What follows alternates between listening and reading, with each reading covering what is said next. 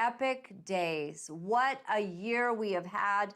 And so much has been going on. Before we get to this topic and some of the ramifications of really what happened decades ago to JFK, how that relates to today, how that relates to some things that have happened in the news lately. Let's read from my dad's Bible. One of my favorite things to do at the start of each show is to remind myself of what a great legacy that I have, that I had a father who loved this Bible. And you can see it's a bit of a mess. It's leather bound, thank goodness. So it's, you know, it stood the test of time, but it is kind of falling apart. So I don't know. I don't know if opening it and closing it every day is good for it, but I don't care. I'm going to just see what's there. I love finding those special passages that he underlined, and I hope that you're doing this for your own children, creating a book that they will cherish for all of their lives from their parent. Okay, so I opened up to Psalms 106, verse 47. My dad has underlined this. Save us, O Lord, our God, and gather us from among the heathen. If there wasn't an era when we needed to be saved from the heathen, I don't know when it is. Help us. All right, it goes on to give thanks unto your holy name and to triumph in thy praise. Amen. I mean, we really do live so that we can give thanks to God, so that we can praise him. And we really do need to be saved. You are going to love this half hour we're going to spend together. James DiEuginio is an amazing author. He's actually authored or co-edited 4 books, and he is the co-author of the JFK Assassination Chokeholds. He has an MA in history from California State University, Northridge. He's a retired teacher who has written and uses his spare time to basically educate us. There's other books, Destiny Betrayed, The Assassinations, the JFK Assassination, The Evidence Today, and JFK Revisited. The last volume is the companion piece to Oliver Stone's 2 recent documentaries on the Kennedy Assassination, JFK Revisited. Jim wrote the screenplays for both of those films. He has lectured widely and made many appearances on many broadcast programs. He's been on Fox News, all over the place, and he's here with us today. So we are very blessed. Jim, thank you so much for taking time to chat with us. This is an incredible topic, and it seems like it never goes away. No, and you're exactly right. And one of the current things about this, of course, is the last of the JFK files, which there's about 4,000 documents, I think a little bit more than that, that are still being classified 61 years later, all right, when they were supposed to have been declassified in 2017. And President Trump, at the last moment, in fact, on the day they were supposed to be declassified, okay, he changed his mind and decided to delay the final release. All right. And then he delayed it again. And this passed over into the Biden administration. And Biden didn't declassify them either. And so Trump was on the Joe Rogan show the other day. And Joe Rogan is very interested in the JFK case. He had Oliver Stone on when our film came out in 2021 for about 2.5 hours. And so he asked him, he said, why didn't you declassify the last of the JFK files when you said you were?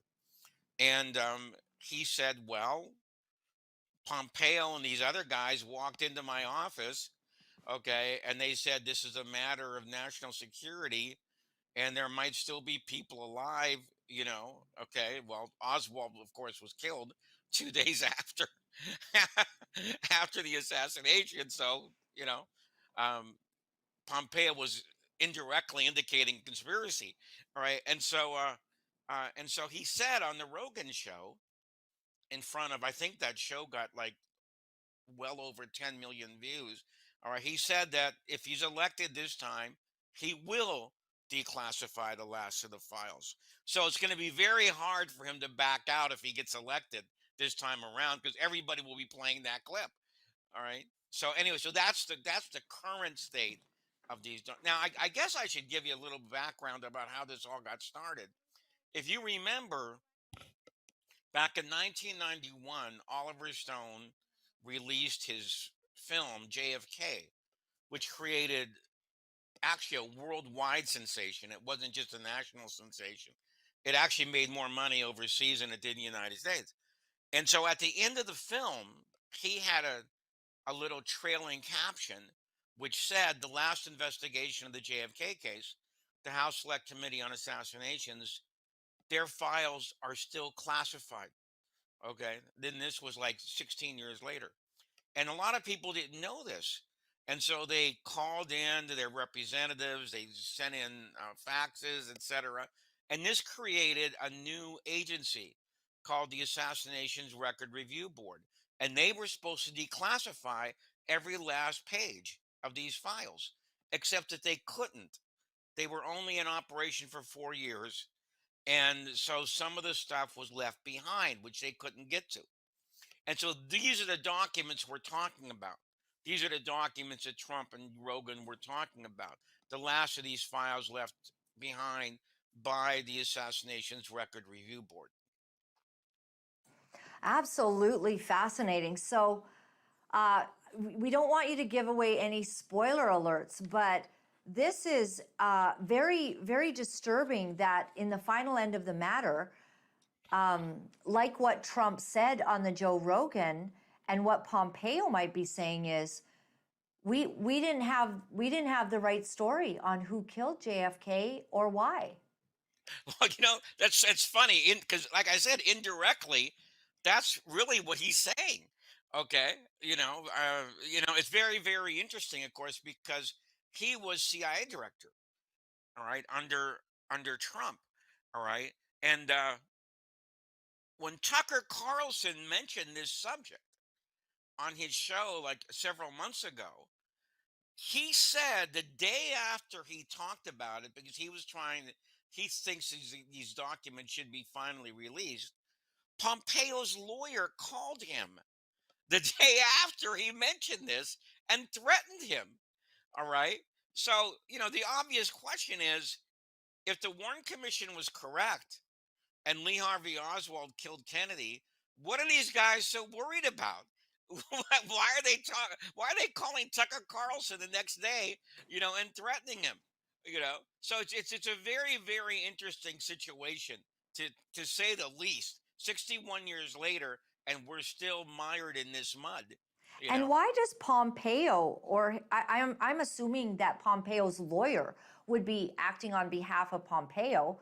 Like, Pompeo's how old? Is he mid 60s? I mean, he was a little kid. I don't know what he is. Maybe he's closer to 70. But who is he in with? What is he protecting, and why? And who's got what on him? I don't know. I don't get it. Well, you see, he Pompeo probably knows, because he was a CIA director. Okay, he probably knows what's in the last of these documents. All right, and he's being protective, I believe, of his agency. These guys, once you become CIA director, you become part of this alumnus. Okay, that's whose job it is to protect the CIA, at all costs. All right, and so I suspect that he's seen what's in these documents. Okay, and he does not want to let the last of them go. And in fact, I have to be perfectly frank about this. As disappointing as what Trump did in delaying this, in some ways Biden was even worse, because Biden wants to give the last word on this, on these documents, to these federal agencies. All right, that is the CIA, the FBI, the State Department, NSA, etc. And that's exactly the opposite of what the law that was passed in 1992 said. The law in 1992 said these documents should all be declassified in favor of openness, not secrecy. Okay, by 2017, and Biden actually wants to change that. So whatever the difference is politically, Trump is actually better on this issue. he's promised to finally let these go.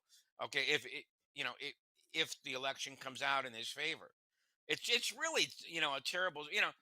Joe Biden has Robert Kennedy's bust in the Oval Office, and he has John Kennedy's picture in his study. Okay, and yet he does not want to release the last of these documents. Which is very, very bizarre. All right, I think. I mean, and he's an Irish Democrat, just like Kennedy was. Wow. So tell me something. What does that say then about the protection as we have watched Donald Trump face several attempted assassinations, and some were caught sooner than others. But the CIA, the Secret Service, and the way that this whole incident in Butler happened, is this a systemic problem? Like, they have not been forthcoming with details and investigation and data telling people, informing the public, of all the cell phones, all kinds of things just remain secretive. That assassination attempt in Butler, it really showed how what the Secret Service has gotten away with. There was no reason for that to happen. If the Secret Service was really on the ball and they were really doing their jobs, okay, that should not have happened. There were so many reports about this Crooks guy being on the roof of this building. People saw him, and they were talking about it. All right, and the range of the rifle that he used was apparently out of the scope of what the Secret Service had cordoned off, and they had passed this on to somebody else, another local law enforcement agency, which was easily they could blame them about it. But if you compare this to what happened with Kennedy, okay, on the day of the assassination in Dallas, you had a Secret Service failure on that day also. You know, in fact, it was probably even worse because you had about nine guys getting plastered at this after hours bar called the Cellar until 3 o'clock in the morning. You had the motorcycle escort cut back.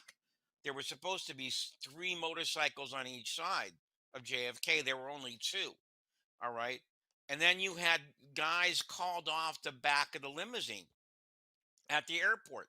See, if those two guys would have been standing on the back of the limousine, all right, it would have been very, very difficult to hit Kennedy from behind. If there would have been three motorcycles on the side instead of two, it would have been more difficult to hit him from the grassy knoll, which was in front of him and to the right. So this was a really bad job the Secret Service, and in fact, I believe, and most of the people who study this case believe, you know, the Warren Commission helped cover this up in their report, and so therefore there was no real reform at the Secret Service, and you ended up, the lady in charge had to resign because she was so much under attack because of what happened in Butler, Pennsylvania.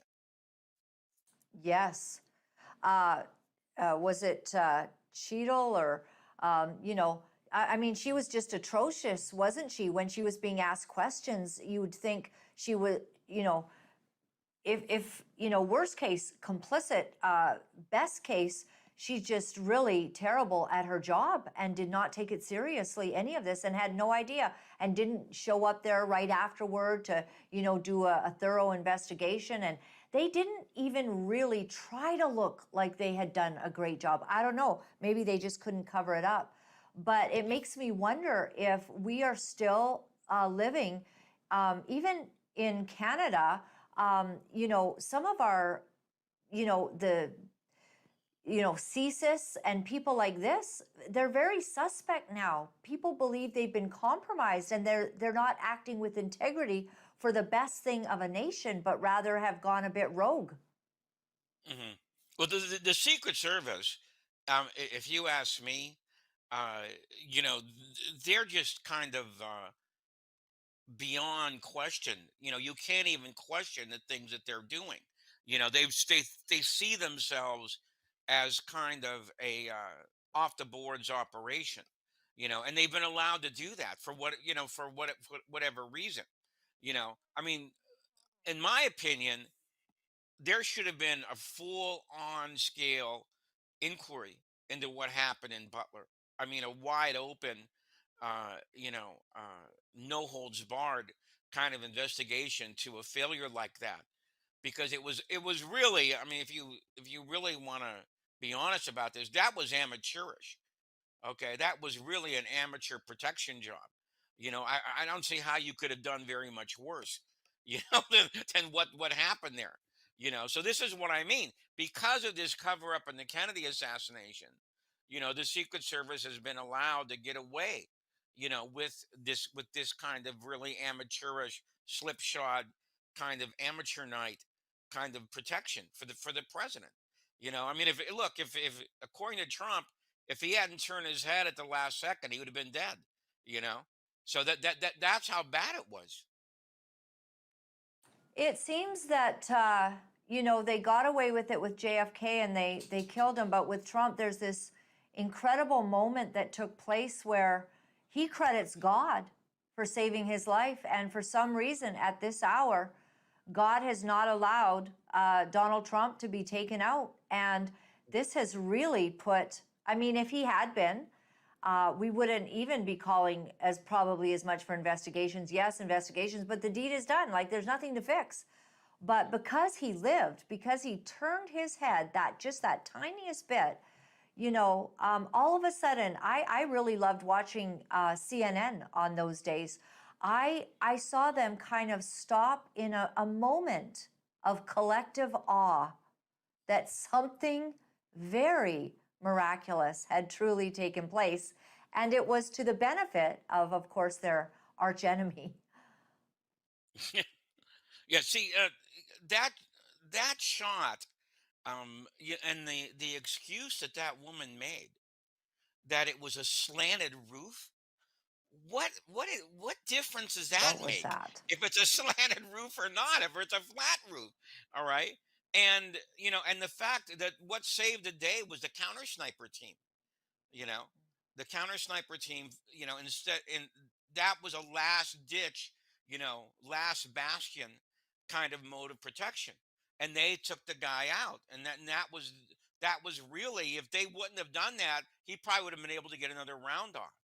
you know so it was really, and took a look. I don't know if you looked at it, but her performance in front of the congressional committee, even the Democrats were really kind of aghast at how badly she came off. You know, so yeah, it was a complete collapse. And like I said, the Secret Service has never really been reformed since I that saw day in her. Dallas. I saw her at that congressional hearing. I mean, she was just eaten alive, and she should have been. And I'm glad that she lost her job. It was absolutely shocking the way that all of this was presented. In your estimation, in all of this investigation that you've done, like, where's our hope in these subsidies of government, or these security organizations that are supposed to be for the protection of our most important people? What do you say about them? Well, see, in the book, this is one of the things that we went into. All right, that is, you have in the JFK case essentially 61 years of obstruction of justice. Okay, there has never really been a full on out investigation of what happened that day in Dallas. And if you analyze it like we did, okay, you'll see that it was the Secret Service failed, the FBI failed. The FBI investigation was hapless. Okay, the CIA covered up. you know so in many ways you can say that the JFK assassination was a total failure of the system, and the Warren Commission, which was supposed to be the official investigation of the JFK case, was in all manners and respects, you know, a cover up all the way, and they were reliant. One of the big problems with the Warren Commission is they did not have their own investigators. They trusted these guys. They trusted these guys in the FBI when everybody knows J. Edgar Hoover despised the Kennedys. Okay, they trusted these guys in the CIA who were very opposed to Kennedy's foreign policy. And they trusted these guys in the Secret Service. And these guys did not like Kennedy either. It came out later. All right. So if these are the agencies that you're relying upon for your information, and you don't have any independent mode of uncovering facts, then this is what you got. This Warren Commission report, which is 888 pages of non sequiturs, of concealment, of whitewash.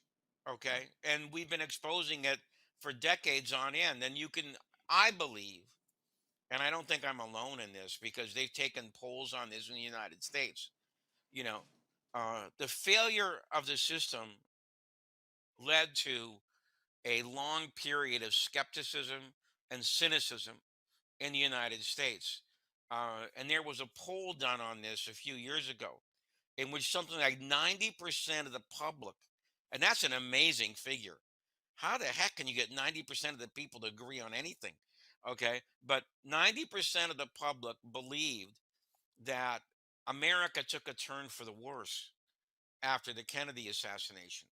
All right. And that's not the only poll like that, because when JFK was killed, I believe it was 75% of the public believed in what the government was telling them.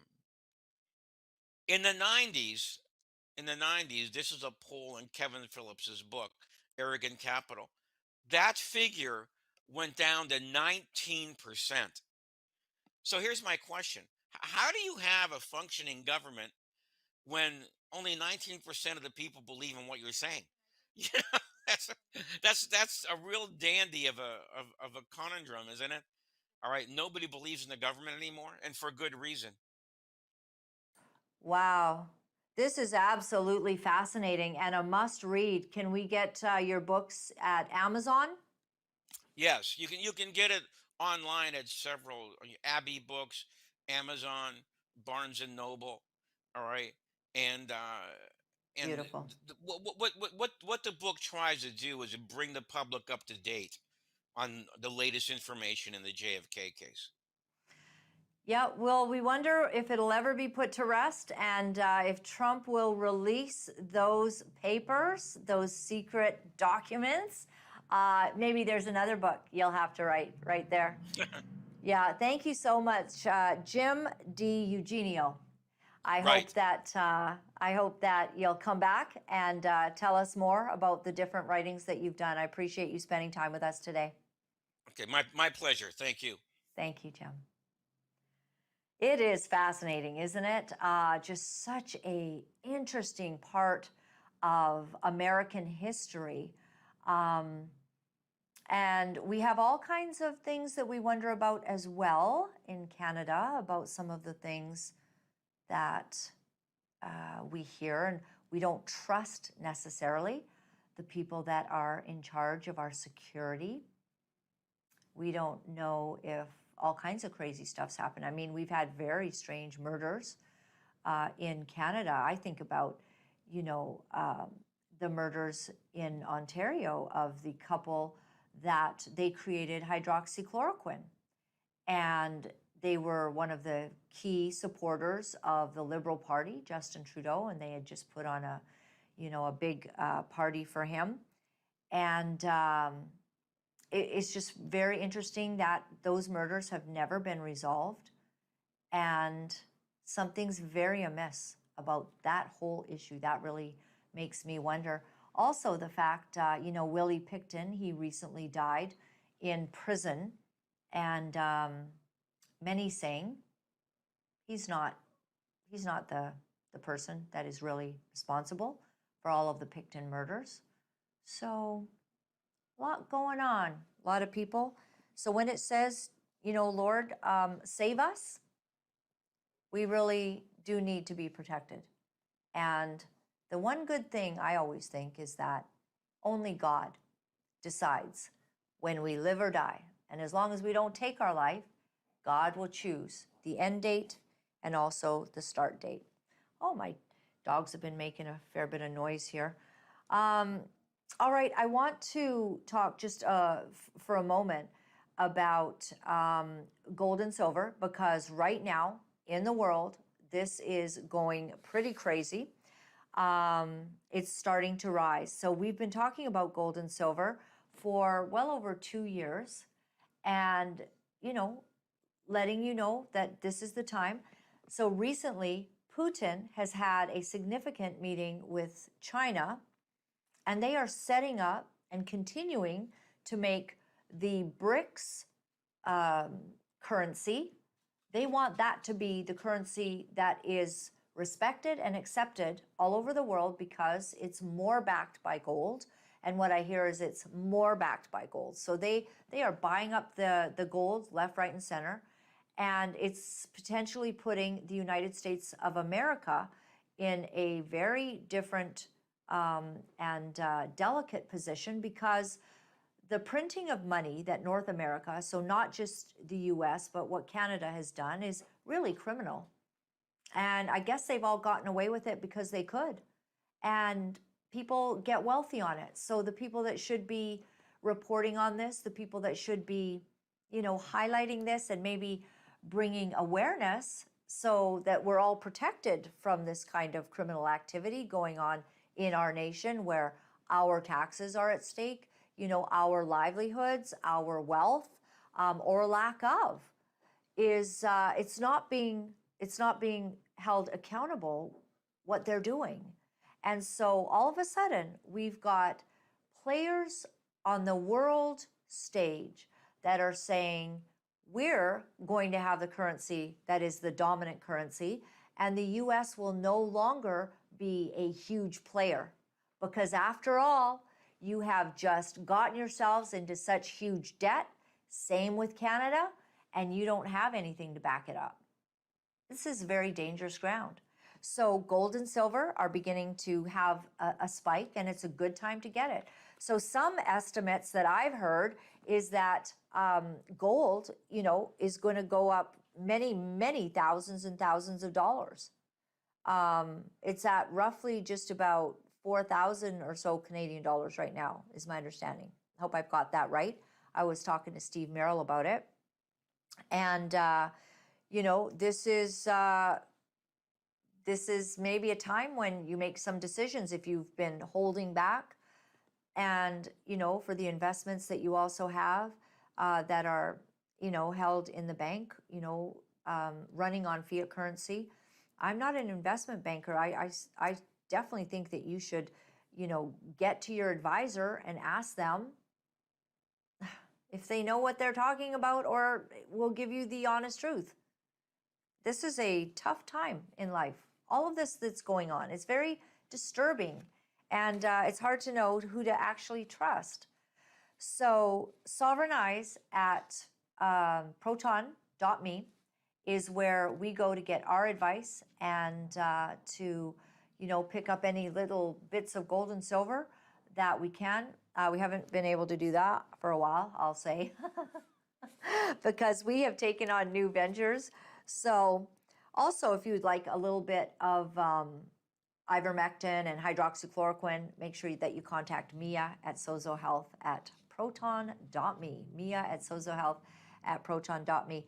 And for any needs for some backup, and this is for backup, it's for an emergency. If you would like to have on hand something, some sorts of antibiotics that would be helpful if somebody is harmed, and let's say things shut down and our supply channels are closed off, all kinds of things can happen. Might be good to have some backup. Sales at larksmedical.com, promo code LLTT for that. Let them know Laura-Lynn sent you, all right?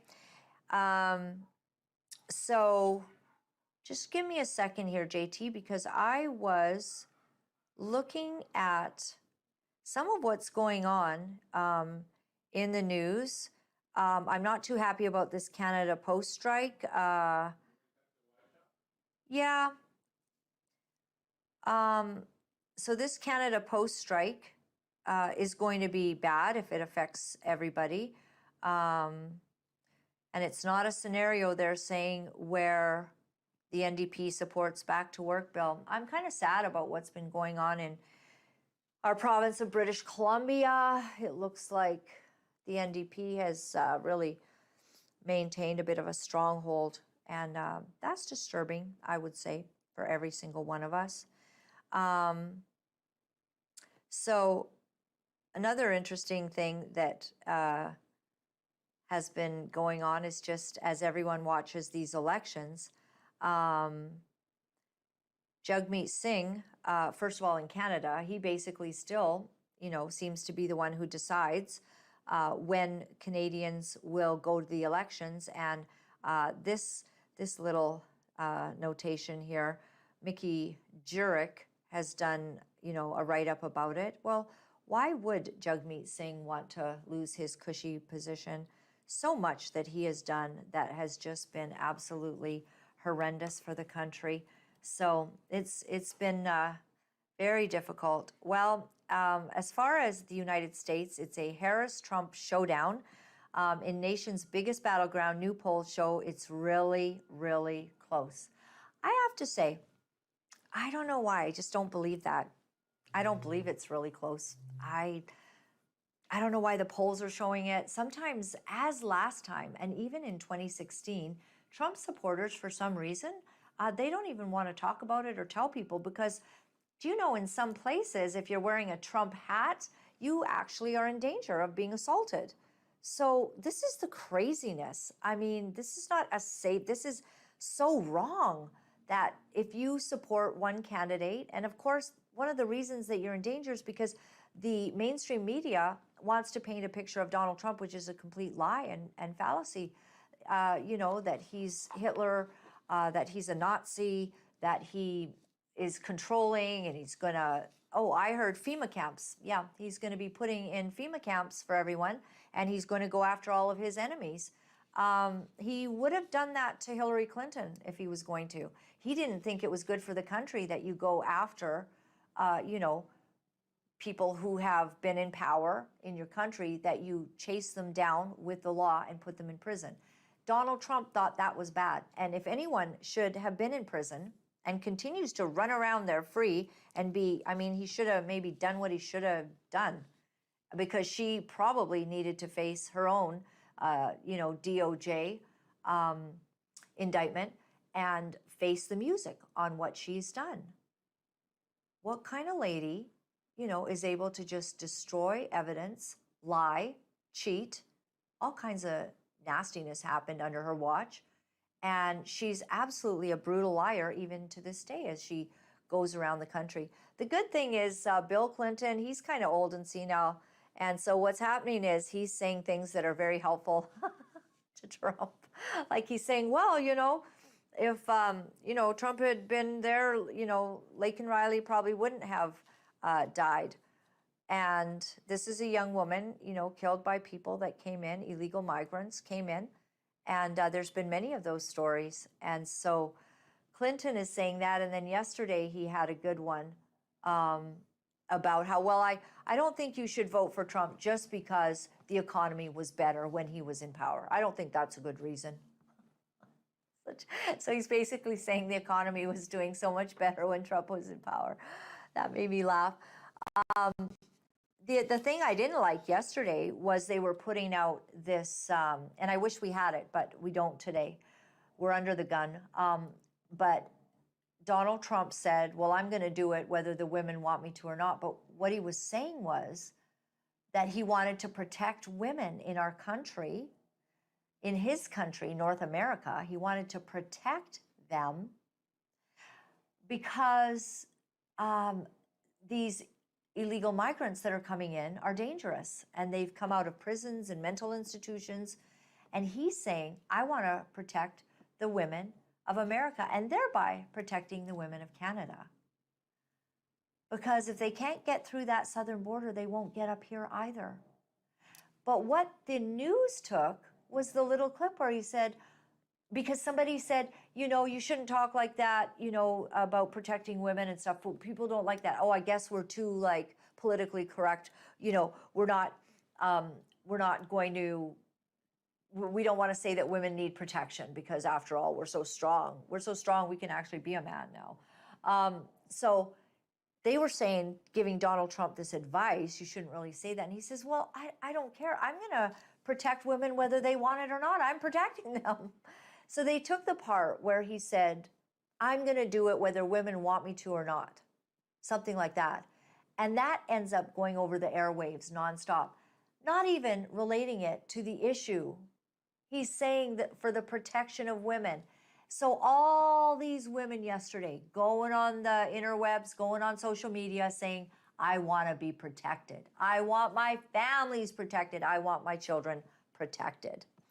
So we've been on the Daystar thing. I wonder if are you going into Daystar and making sure that you put a pre-record so you can go and PVR it. So you can watch my show at any time of day or night. Go find it on the Daystar channel, and it's 3:30 in the morning in British Columbia. We're starting small. And then it's 6:30 in the morning in Ontario. And if you PVR it, you can watch it any time of day. You're cooking later on today, you can just put the show on, because we're there 5 days a week with a half-hour show of goodness. And not all of those shows at all are on our live stream. In fact, many of them are independent shows, so you'll get independent interviews. And so I hope that you're taking time to watch that and to support us. There's also a video on demand. So there's five awesome interviews that are up there right now, and you should check that out. I just want to say thank you. Some of you have come to our aid and support recently because you believe in what we're doing. And what JT and I do every day is we get up and we look into what is going on and what the world needs to know. And then we seek ways to speak the truth about it in love. And we want to cover issues that are not necessarily covered by legacy media. And if they do cover it, they cover it the wrong way.